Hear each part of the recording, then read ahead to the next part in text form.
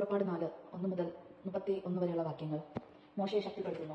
മോശ പറഞ്ഞു, അവർ എന്നെ വിശ്വസിക്കുകയില്ല, എന്റെ വാക്ക് കേൾക്കുകയുമില്ല. കർത്താവ് നിനക്ക് പ്രത്യക്ഷപ്പെട്ടിട്ടില്ല എന്നവർ പറയും. കർത്താവ് അവനോട് ചോദിച്ചു, നിന്റെ കയ്യിലിരിക്കുന്നത് എന്താണ്? അവൻ പറഞ്ഞു, ഒരു വടി. അവിടുന്ന് കൽപ്പിച്ചു, അത് നിലത്തിടുക. അവൻ വടി നിലത്തിട്ടപ്പോൾ അത് സർപ്പമായി തീർന്നു. മോശ അത് കണ്ട് അകന്നു മാറി. കർത്താവ് അരുളി ചെയ്തു, കൈനീട്ടി അതിന്റെ വാലിൽ പിടിക്കുകയും അവൻ കൈനീട്ടി അതിനെ പിടിച്ചപ്പോൾ അത് വീണ്ടും വടിയായി തീർന്നു. ഇത് തങ്ങളുടെ പിതാക്കന്മാരുടെ ദൈവമായ കർത്താവ്, അബ്രഹാമിന്റെ, ഇസഹാക്കിന്റെ, യാക്കോബിന്റെയും ദൈവം നിനക്ക് പ്രത്യക്ഷപ്പെട്ടുവെന്ന് അവർ വിശ്വസിക്കാൻ വേണ്ടിയാണ്. കർത്താവ് വീണ്ടും അരുളി ചെയ്തു, നിന്റെ കൈ മാറിടത്തിൽ വയ്ക്കുക. അവൻ അപ്രകാരം ചെയ്തു. കൈ തിരിച്ചെടുത്തപ്പോൾ അത് മഞ്ഞ പോലെ വെളുത്ത കുഷ്ഠമുള്ളതായി കാണപ്പെട്ടു. അവിടുന്ന് കൽപ്പിച്ചു, കൈ വീണ്ടും മാറിടത്തിൽ വയ്ക്കുക. അവൻ അപ്രകാരം ചെയ്തു. മാറിടത്തിൽ നിന്ന് കൈ തിരിച്ചെടുത്തപ്പോൾ അത് പൂർവായിക സ്ഥിതിയിലെത്തി. ശരീരത്തിന്റെ മറ്റു ഭാഗങ്ങൾ പോലെ കാണപ്പെട്ടു.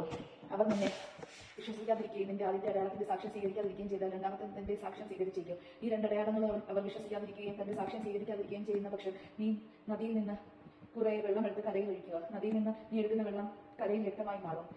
അഹോറിന്റെ നിയമം. മോശ കർത്താവിനോട് പറഞ്ഞു, കർത്താവെ, ഞാൻ ഒരിക്കലും വാക്ക് ചാതുര്യ ഉള്ളവനായിരിക്കുന്നില്ല. അങ്ങ് ദാസനോട് സംസാരിച്ചതിന് ശേഷം അങ്ങനെ തന്നെ സംസാരിക്കുമ്പോൾ നാവിന് തടസ്സമുള്ളവനാണ് ഞാൻ. കർത്താവ് അവനോട് ചോദിച്ചു, ആരാണ് മനുഷ്യന് സംസാര ശക്തി നൽകിയത്? ആരാണ് അവനെ മൂകനോ ബദ്ധനോ കാഴ്ചയുള്ളവനോ കുരുടനോ ആക്കുന്നത്? കർത്താവായ ഞാനല്ലേ. ആകയാൽ നീ പുറപ്പെടുക, സംസാരിക്കാൻ ഞാൻ നിന്നെ സഹായിക്കും. നീ പറയേണ്ടതെന്തെന്ന് ഞാൻ പഠിപ്പിച്ചു തരും. എന്നാൽ അവൻ അപേക്ഷിച്ചു, കർത്താവെ, ദയചെയ്ത് മറ്റാരെങ്കിലും അയക്കണമേ. അപ്പോൾ കർത്താവ് മോശയോട് കോപിച്ചു പറഞ്ഞു, നിനക്ക് ലേവനായ അഹറോൻ എന്നൊരു സഹോദരൻ ഉണ്ടല്ലോ. അവൻ നന്നായി സംസാരിക്കുമെന്ന് എനിക്കറിയാം. ഇത് അവൻ നിന്നെ കാണാൻ വരുന്നു.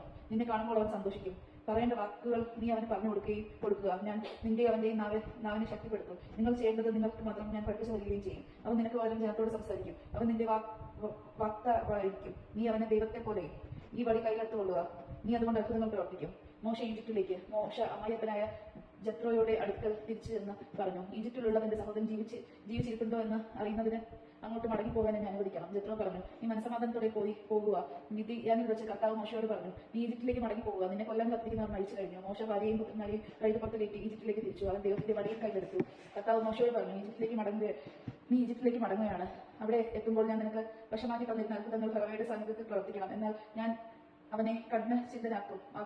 അവൻ ജനത്തെ വിട്ടയക്കുകയില്ല. നീ ഫറവോയോട് പറയണം, കർത്താവ് പറയുന്നു, ഇസ്രായേൽ എന്റെ പുത്രനാണ്, എന്റെ ആദ്യജാതൻ. ഞാൻ നിന്നോട് ആജ്ഞാപിക്കുന്നു, എന്നെ ആരാധിക്കാൻ വേണ്ടി എന്റെ പുത്രനെ വിട്ടയക്കുക. നീ അവനെ വിട്ടയക്കുന്നില്ലെങ്കിൽ നിന്റെ ആദ്യജാതനെ തന്നെ ഞാൻ വധിക്കും. യാത്രാമധ്യേ അവർ താമസിച്ചിരുന്ന സ്ഥലത്ത് കർത്താവ് പ്രത്യക്ഷനായി മോശയെ വധിക്കാനൊരുങ്ങി.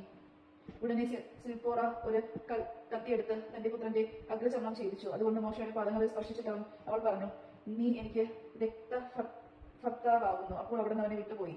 അവൾ പറഞ്ഞു, പരിച്ഛേദനം നിമിത്തം നീ എനിക്ക് രക്തഭർത്താവാകുന്നു. കർത്താവ് അഹറോനോട് പറഞ്ഞു, നീ മരുഭൂമിയിലേക്ക് പോയി മോശയെ കാണുക. അതനുസരിച്ച് അഹറോൻ പോയി ദൈവത്തിന്റെ മലയിൽ വെച്ച് അവനെ കണ്ണുമുട്ടി ചുംബിച്ചു. തന്നെ അയച്ച കർത്താവ് കൽപ്പിച്ച എല്ലാ കാര്യങ്ങളും താൻ പ്രവർത്തിക്കണമെന്ന് അവിടുന്ന് ഫറമേൽപ്പിച്ച അടയാളം മോശ അഹറോനോട് വിവരിച്ചു പറഞ്ഞു. അനന്തരം മോശയും അഹറോനും ചെന്ന് ഇസ്രായേൽ ശ്രേഷ്ഠന്മാരെ എല്ലാം വിളിച്ചുകൂട്ടി. കർത്താവ് മോശയോട് പറഞ്ഞ കാര്യങ്ങളെല്ലാം അഹറോൻ ജനത്തോട് വിവരിക്കുകയും അവരുടെ മുൻപിൽ അടയാളങ്ങൾ പ്രവർത്തിക്കുകയും ചെയ്തു. ജനം വിശ്വസിച്ചു. കർത്താവ് ഇസ്രായേൽ മക്കളെ സന്ദർശിക്കുന്നുവെന്ന് അവരുടെ കഷ്ടതകൾ കണ്ടിരിക്കുന്നുവെന്നും കേട്ടപ്പോൾ അവർ തലകുനിച്ച് അവിടുത്തെ ആരാധിച്ചു. ദൈവജനമാണ് നാം കേട്ടത്. നമുക്ക് ദൈവത്തെ സ്തുതിക്കാം. ക്രിസ്തുവിനെ സ്തുതി.